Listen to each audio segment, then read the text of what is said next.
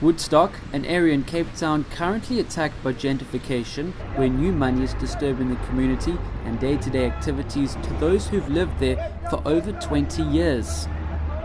Woodstock's Divide spreads into Upper Main Road, popular for the local stores, cafes and corner shops. Lower Main, on the other hand, has fallen victim to an injection of new money. Zainab, a corner shop owner on Upper, provides her views on this rapid change in lifestyle. There was a shop in the Lower Main Road, Albert Road, that became available.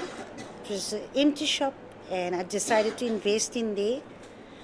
And the rental was, at that time, I'm talking about 22 years ago, was extremely cheap compared to today's rental prices.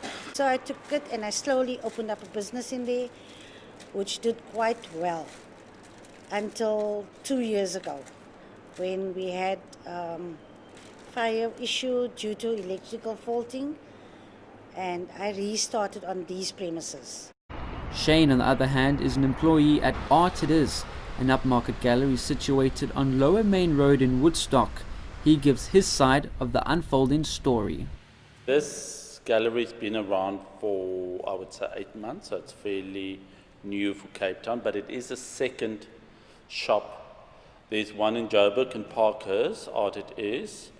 The owners of the gallery own the building, so they've been thinking about what to do with and how to use this space to their own advantage. Before there was a second-hand shop, but because they've had the building for 8 years, so in 8 years there's been a lot of change in Woodstock, and they saw this is the time and this is the right time to now start their business here because of the influx of the tourists, the influx of new business, the influx of new buildings being put up. So it was the ideal time.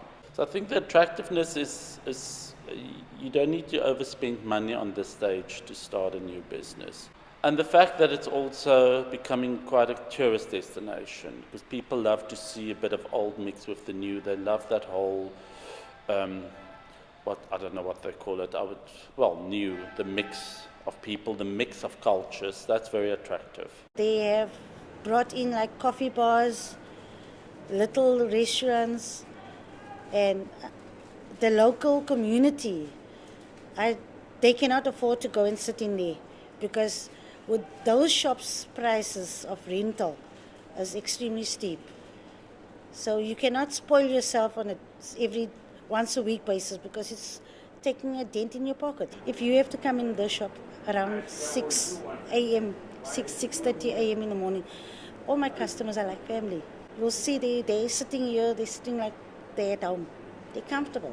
This is where Cape Town is expanding to, where young and up-and-coming designers, artists, whatever, is really, you know what, the other thing, it's also a case of it's still affordable for people to open businesses here.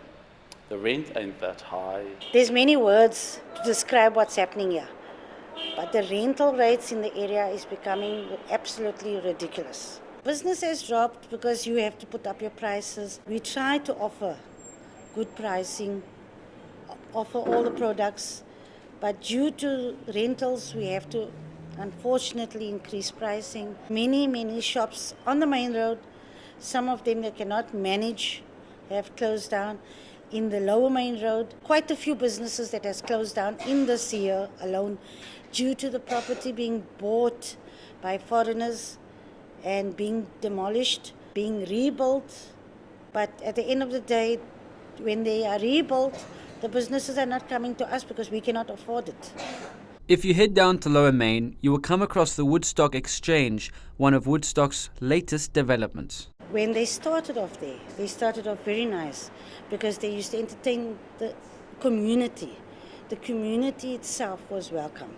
And then they started giving out the shops for foreign companies. They were letting out businesses on the premises, and they only wanted specific fields and specific shops on there.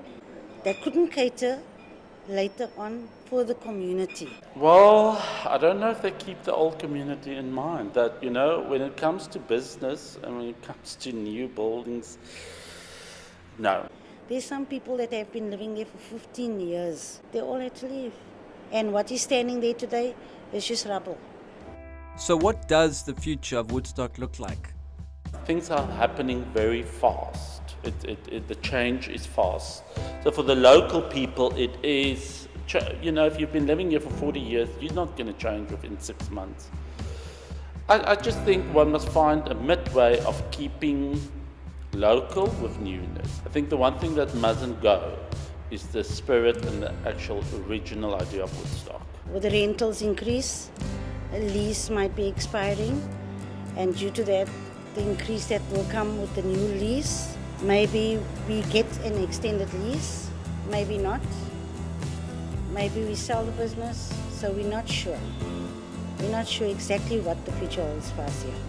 The wave of gentrification in Woodstock cannot be denied. The original families and shops of the area are being evicted and destroyed in place of new money. How will this Cape Town suburb defend itself from gentrification? Only time will tell.